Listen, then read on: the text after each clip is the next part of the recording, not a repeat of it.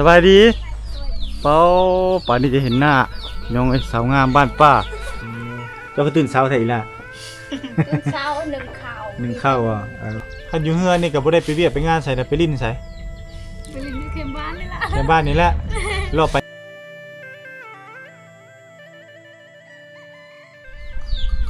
สบายดีเป้าป่านนี้จะเห็นหน้าน้องไอ้สาวงามบ้านป้าเอ็ดเพลอนี่บ้านเขา ฮะบ้านเขาโอ้ไอ้ขึ้นไปได้บ่นี่โดยใดขึ้นธนาไอ้ทางนี้บ่ได้ทางนี้บ่ได้เลยบ่โดยตะฟูขึ้นไปก่อนพี่น้องเอ้ยป่านนี้จังเห็นพี่น้องตามหาจะอยู่ไสน้อบ่มาปีนี้ต่างปีกายพี่น้องให้งามกว่าเก่ามาปีนี้เนาะจื้อได้อยู่บ่จื้อได้บ่จื้อบ่โอ้พี่น้องมาปีนี้เป็นสาวงามครั้งน้องปีนี้เนาะยังบ่ได้สร้างครอบครัวติยังสาวไปเลยแหละลืมได้ฮะซื่อในไหนก็เจ้าซื้อเสาเสาแล้วก็นั่งไข่เนาะแม่แม่นบ่ไปปลุกนั่งไข่บ่ตื่นสงสัยเราอายเนาะคือสิอายแฮงเนาะไปเวียกเพลอคู่มือนี่บ่ได้ไปไสอยู่แต่เฮือนแม่นบ่นี่พี่น้องน้องไข่สาวงามบ้านป้าพี่น้องเห็นแล้วบ่คลิปตัวเองในตอนนั้นนะบ่เห็นเลยบ่เห็นแม่นบ่ได้เบิ่งว่าโอ้นี่อันนี้เอื้อยบ่นี่ฮะสบายดีโอ้มีแต่ผู้งามๆเนาะ2คนพี่น้องเอ้ยนี่ผู้จบผู้งามเลยพี่น้องสาวงามบ้านป้าของแท้อันนี้ชื่อเพลอนี่ชื่อเพิ่งตอดบ่เจ็บบ่เพิ่งนี่ เพิ่งเนาะโอ้อันนี้หุ่นดีเนาะอันนี้หุ่นอ้วบผู้นี้เนาะอ้วบโอ้ผู้ดีงามเลยพี่น้องเนาะกับทักทายสวัสดีท่านผู้ชมเด้อมื้อนี้ประตกอยู่ที่บ้านสะโบเนาะบ้านอยู่ที่เมืองบุรพาแขวงม่วนเนาะเมืองแห่งข้าวขาวสาวงามพี่น้องนะมื้อนี้มาเจอสาวงามบ้านป้า2ไอ้น้องพี่น้องเนาะนี่พี่น้องสาวงามบ้านป้าบ่ได้เรียนหนังสือบ่ออกแล้วบ่ออกแล้วโอ้นี่พี่น้องฮ้อนเนาะไปเฮ็ดเวียกเพลอคู่มือนี่ได้ไปทางให้โอ้เริ่มทางแล้วบ่ให้น่ะโอ้เริ่มทางให้ทางสวนแล้วพี่น้องเนาะแต่มื้อนี้พักบ่แม่นมื้อนี้บ่ได้ไปพี่น้องเนาะพักเวียกมื้อวานนี้ไปบ่มื้อวานนี้ไปไกลบ่ให้เจ้าไกลเอ้ยเนาะมื้ออื่นไปบ่มื้ออื่นก็ไม่ได้ไปมื้อไม่ได้ไปโอ้มื้อก็พักไปจบผู้งานนะป้าตัวบัดนี้ไปเปลี่ยนเสื้อมาแฮงงามนี่นะสองพี่น้องนี่เนาะสาวงามบ้านป้าของแท้อายุจักปีละอีละปีนี้15ปีโอ้เอื้อยเด้18บ่โอ้เจ้าก็ยังบ่ทันสร้างครอบครัวเนาะเอาแล้วบ่โอ้เอาแล้วเนาะเอาแล้วก็ยังงามอยู่เนาะเอื้อยกับน้องพี่น้องเนาะบ่ฮู้ได้คันบ่บอกนี่มีลูกแล้วบ่ยังบ่หากเอานี่บ่โอ้เอาดนละแล้วเอาดนละยังไม่ได้ดนเนาะ2หากได้ 7-8 เดือนหากได้ 7-8 เดือนเอาบ่ทันได้มาอยู่เฮือนผัวบ่อยู่แล้วมายามพ่ออันนี้มายามเอาผัวบ้านเลอบ้านปะโกยนี่อยู่บ้านปะโกยนี่ยังแต่นี้บ่ลูกสาวผู้นี้แล้วเนาะอยู่เฮือนเนาะสาวเดียวบ่นี่ล่ะสาวเดียวพี่น้องเนาะไผพ่อก็ฮักแม่ก็ฮักเนาะมาเมื่อกี้นี่กำลังเฮ็ดอีสังเมื่อกี้นี่มาเข้าฟัดเข้าบ่มาเข้าโอ้เพิ่นกำลังมาเข้าพี่น้องเนาะมาเข้ากันคือมาเข้ากันแต่เช้าทีละไม่เช้านี่9 โมงแล้วบ่โอ้พ่อแม่ไปเฉลิมมันพ่อไปแล้วพ่อไปลิ้นบ่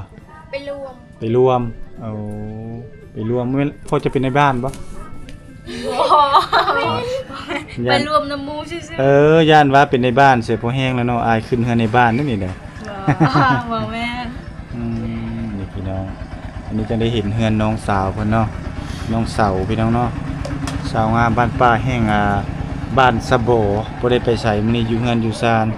อีลาวันว่างๆนี่อยู่เฮือนบ่ได้ไปไสเลยบ่ได้ไปไสบ่ได้ไปลิ้นน้ำหมู่บ่มื้อนี้บ่หมู่ไปเวียกหมดเจ้าบ่ได้ไปบ่เป็นเพลออยู่เฮือนเนาะ พ่อแม่บ่ให้ไปบ่ บ่ เจ้าบ่อยากไปเนาะพี่น้องเอ้ยมาปีนี้แฮงคือบ่งามคือเก่าๆเนาะเดี๋ยวเนาะนั่นน่ะเอ้ยก็ยังหัวเนาะกะลีแหละปีกายนี่เราปีกายหน่อยมาเนาะ แม่น งามแบบมาปีกายนี่เด้ปีนี้แฮงงามกว่าเก่าพี่น้องเนาะมีหลายคนบ่บ้านนี่ผู้สาวบ้านนี่ ก็ไม่ได้ลายมันเขาเอาผมมาแล้ว โอ้เขาเอาโผล่มาแล้ว แม่น ยังแต่เจ้าเนาะ แม่น เจ้าที่สับบ่มีบ่ บ่มี โสด แม่นบ่ แม่น สาวบ้านสะบผู้สาวจบผู้สาวงามไปดังนั้นเนาะนี่แหละอยู่นํกันอันนี้เอื้อยเพิ่นเอาผัวแล้ว อันนี้มายามบ้านแต่อันนี่แหละอยู่นี่เลยนี่เนาะให้เจ้าไก่ไว้ละ ก็ไปใกล้เด้ คือนี่ แม่น เฮ็ดมันบ่สวนมันบ่ บ่ไม่ได้สมานชวนเข้านี่แหละ เอาเฮ็ดข้าวบ่ แม่น บ่มันบ่มีแล้วบ่ปีนี้ บ่มีมันหมดตายหมดแล้ว ตายหมดแล้ว แม่น โอ้น้องเป็นตาอีตนพี่น้องนี่ปลูกมันเพราะมันตายเนาะนั่นแหละพี่น้องเอ้ยคันเฮ็ดมันกับบางที่คันปีใดมันเป็นก็ได้เงินปีใดมันบ่เป็นก็บ่ได้โอ้คักเนาะหมาแถวนี้เก่งอะดิขึ้นเฮือนก็ได้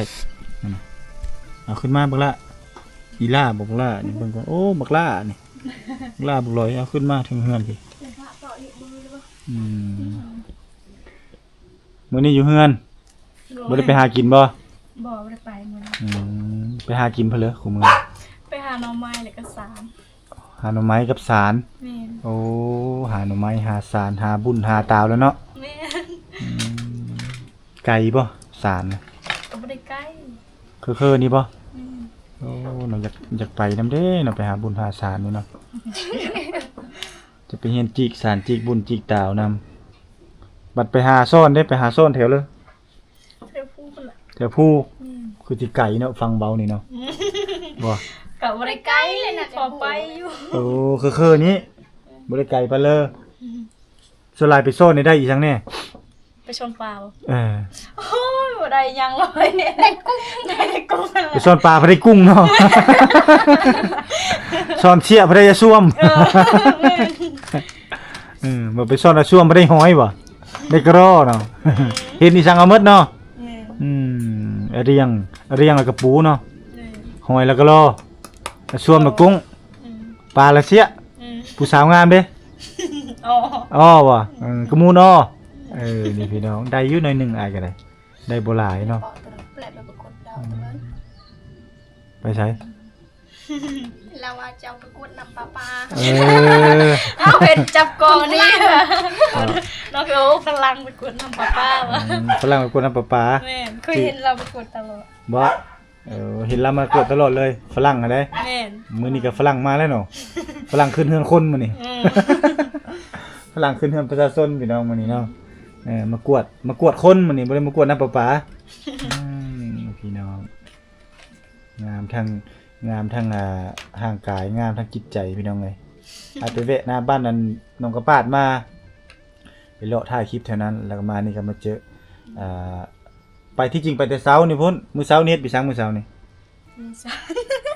อยู่นี่แหละ เดี๋ยวเฮิรนแม่นนอนยังบ่ทันตื่นซะบ่ไอ้มานี่ฮะ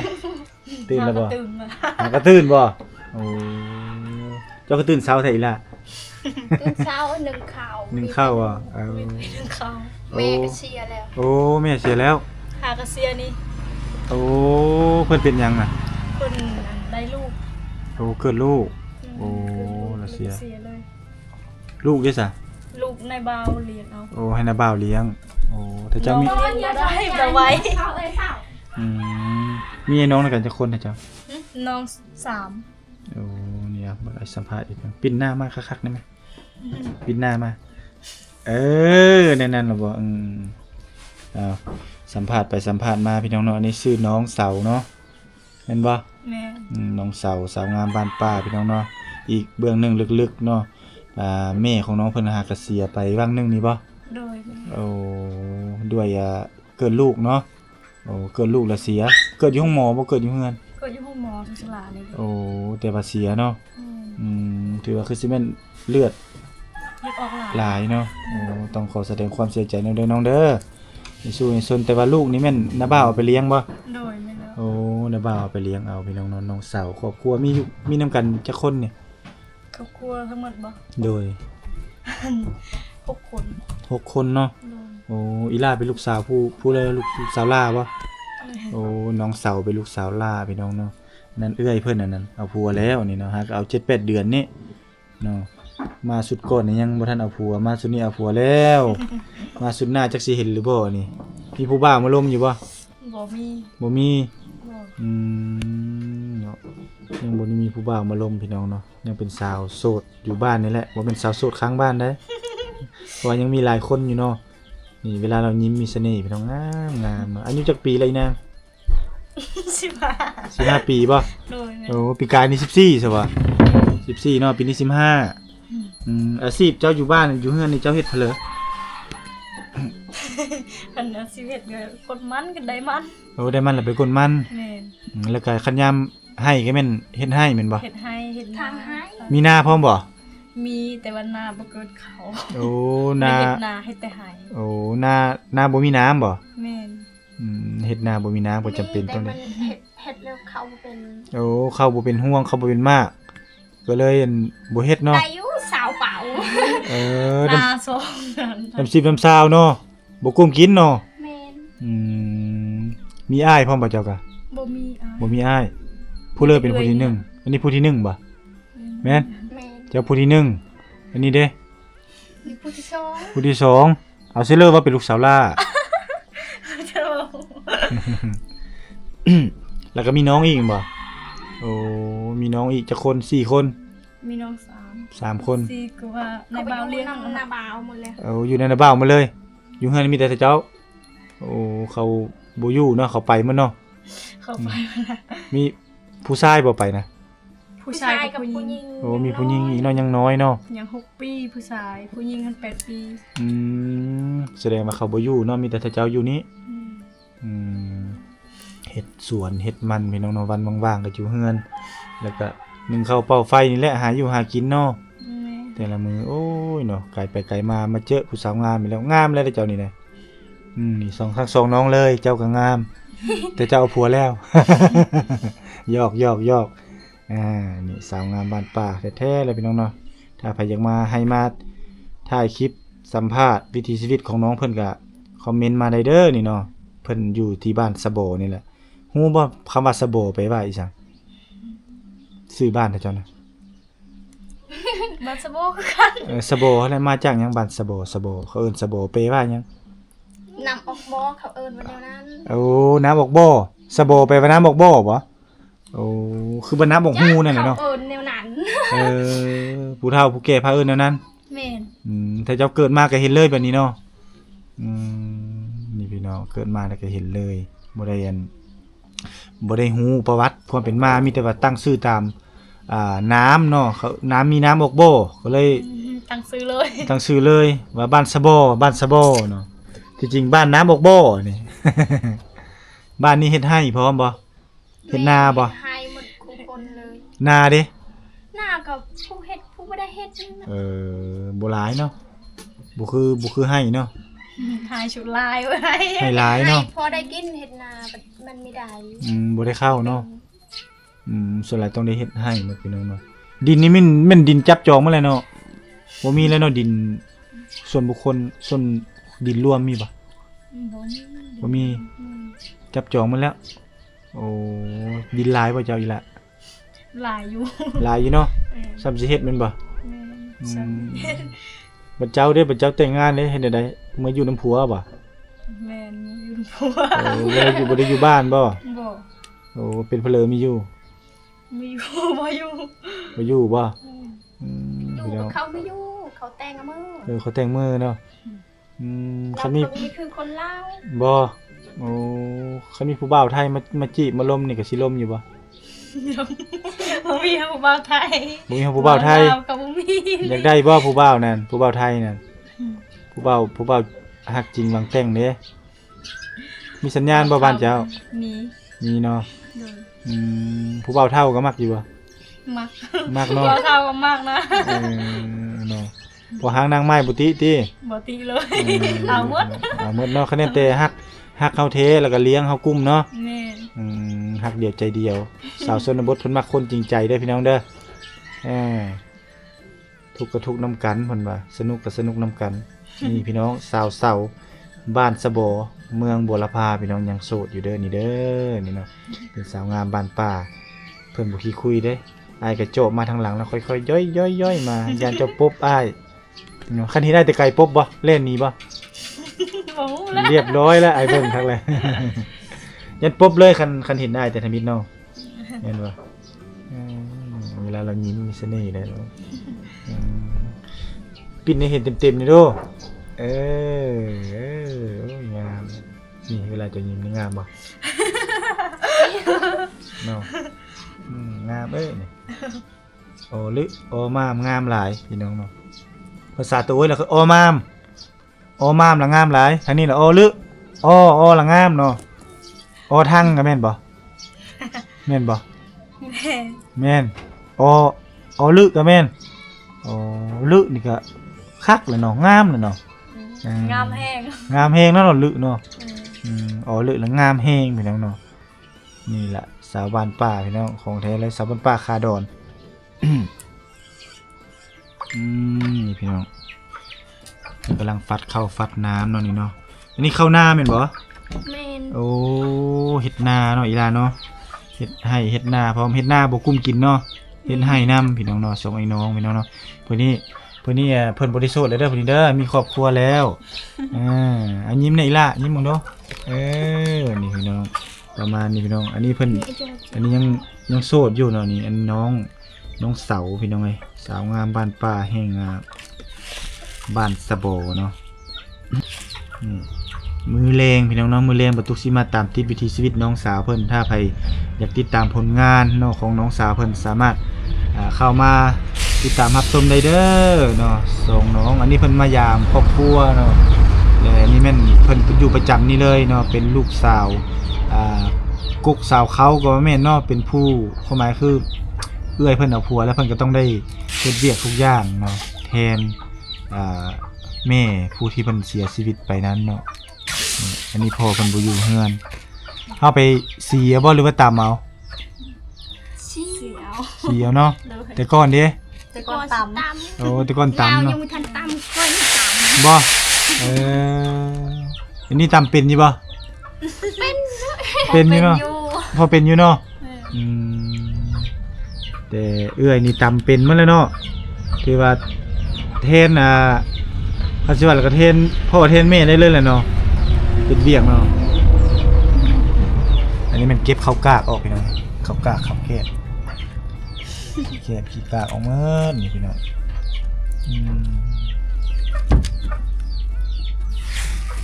เงินเรียกสร้างก็สิประมาณนี้พี่น้อง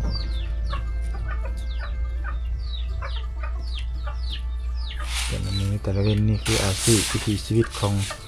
สาวลาวบ้านป้าสาวลาวบ้านป้าขาดองของแท้เลยน้ำในนี่ไปตักอยู่ใส่นี่แหละ น้ำปลา โอ้น้ำประปามาเลยเนาะ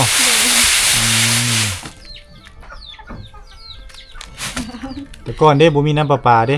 ตักอยู่ห้วยพุ่น อ น่ะ ยู่ห้วยบ่ แม่ โอ้ไปตักเอาอยู่ห้วยเพิ่นไกลบ่ห้วยนี่ ไก่ ไกลเติมเนาะโอ้โหเดี๋ยวนี้สะดวกสบายเลยเนาะโอ้น้ำอยู่ใกล้ๆนี่เลยเดี๋ยวนี้เนาะมีน้ำอยู่ใกล้ๆใดขึ้นมาเลยเดี๋ยวนี้ใช้พลังงานโซลาร์เซลล์พี่น้องสะดวกสบายครบสุดเลยคันอยู่เฮือนนี่ก็บ่ได้ไปเวียกไปงานใส่แต่ไปลิ้นใส่ ไปเล่นอยู่เข็มบ้านนี่ล่ะ ในบ้านนี่แหละรอไปรอมาแถวนี้แหละเนาะ แม่ บ่ได้ไปทางเลอเนาะรอไปรอมาหน้าตาเพิ่นนี่คือกระตุ่นแม่นพี่น้องเอ้ยนี่พี่น้องงามคือกระตุ่นเนาะเฮ็ดตุ๊ปุ๊กอยู่พี่น้องเอ้ยผู้เอื้อยก็แบบหุ่นแบบสาวในเมืองเอื้อยเพิ่นนี่เนาะหุ่นดีพี่น้องเอ้ย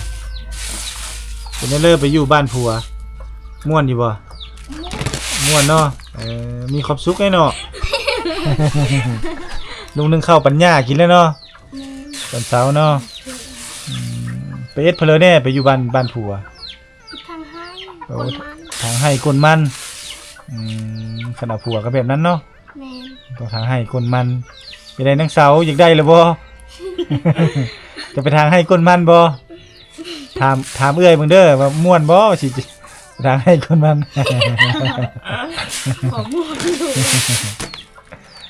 บ่คือได้เนาะตอนอยู่เฮือนเนาะเรียบร้อยพี่น้องเข้าไปซีอยู่ซะเลยเขานี่ สีนี่ เอาก็คือนี่นะเอาเลยปัดเลยโอ้ยเนาะจบผู้งามเลยเนาะคันจะนุ่งสิ้นแหงงามได้อีหลายเนาะสิ้นก็นุ่งอยู่บ่เดี๋ยวนี้ โดยลุงคือกัน นุ่งคือกันเนาะ มีบ่มีอันเยอะ คันบ่มีแล้วบ่ได้นุ่งเนาะคันมีได้นุ่งโอ้ยเนาะผู้บ่าวไทยใส่เนาะสนใจนี่สาวโสดนี่นะก็ได้ซื้อสิ้นให้ผู้สาวนี่เนาะโอ้นี่น้องทรายเนาะแม่นบ่น้องทรายบ่นี่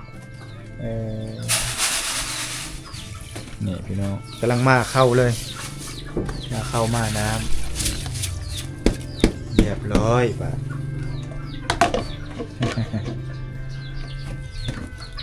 ถือว่ากุ้มแล้วเนาะสันนี้เนาะโอเคโอ้มีตู้ยกตู้เย็นสบายดี สวัสดี มันชวนอันนี้อ้ายบ่น้อง ไอ้เคย โอ้ไอ้เคยโอ้อันนี้บ่โอ้ผัวเนาะนี่เนาะโอ้ได้ผัวโลนะเจ้าเนาะอยู่บ้านปะโกยบ่ บางคน มายามครอบครัวมายามพ่อเฒ่าเนาะโอ้เจ้าก็สร้างได้เมียงามเนาะนี่ค่าดองแพงบ่ฮะ แพงเลย แพงบ่ แพง เท่าเลย 30 ล้าน 30 ล้านจ่ายหมดเลยบ่ จาก ออกมาเลยเนาะ แม่ คันไม่ค่อยก็ได้เมียงามเขากระทุ้มคือกันแหละ เนาะ จ้าเลย ได้หากนมามื้อนี้บ่ แม่ ไปกลับบ่หรือว่านอน ครับ ไปกลับเนาะอยู่บ้านปะโกยนี่เนาะจ้ะเนาะไกลน้องเหนียวไปนี่บ่ แชกกันแล้วไหม จะอ๋ออะไรจ้ะ มาจะหมดเลยบ่นี่ โดย โอ้ ชื่ออะไรชาว แสดงว่าเป็นคน แชกก็คง แสดงว่าเป็นคนมักเลี้ยงสัตว์เนาะพี่น้อง ต้องเลย สัตว์เลี้ยงกับคนนี่ถือว่าเพิ่นฮักเพลงสำคัญน้องเสาเป็นคนฮักสัตว์เนาะเลี้ยงสัตว์เอาหยังเกลือมันเอาเข้าบ่ โดยมัน โอ้นี่พี่น้องเอาเข้าได้เกลือมันนี่เนาะอย่ามันนะตามมันอ้ายก็ฮักสัตว์คือกันนี่คนเพลงสัตว์บ่ตีดอกพี่น้องเลยแต่ละมื้อหนึงเข้าเป่าไฟเฮ็ดอยู่เฮ็ดกิน มีเดี๋ยวแหละดอกที่นี่ มื้ออื่นก่อนโอ้มื้ออื่นมื้อแรงเนาะมื้อแรงสิมาหาน้องสาวเพิ่นอีกเพราะว่าได้เฟซเพิ่นแล้วได้แล้วว่าครับอ้ายเป็นหมู่แล้วบ่ โดยทำแล้ว พี่น้องเด้ออันนี้สาวงามบ้านป่าเด้อคันไผอยากติดต่อเพิ่นก็สามารถ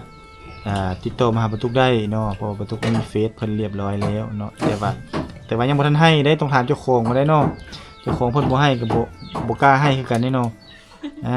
เจ้านั้นเพิ่นว่าอ้าวยังบ่ทันได้อนุญาตให้เด้เนาะแม่นบ่ ต้องถามน้องสาวเพิ่นก่อนนะเคยไปทำงานดิบ่ เคย ไปทำงานอยู่ไสฮะ มือเราจะไปที่ มื้อสิไปเวียงล่ะ โดย โอ้ยแล้วซาดบัดนี้สิเป็นนางเอกได้บ่ดลแล้วบัดนี้เนาะสิไปทำงานปะแล้วตายแล้ว ไป พี่น้อง ไปเรียกมันมีเงินสาย โอ้ต้องไปทำงานเนาะ โดย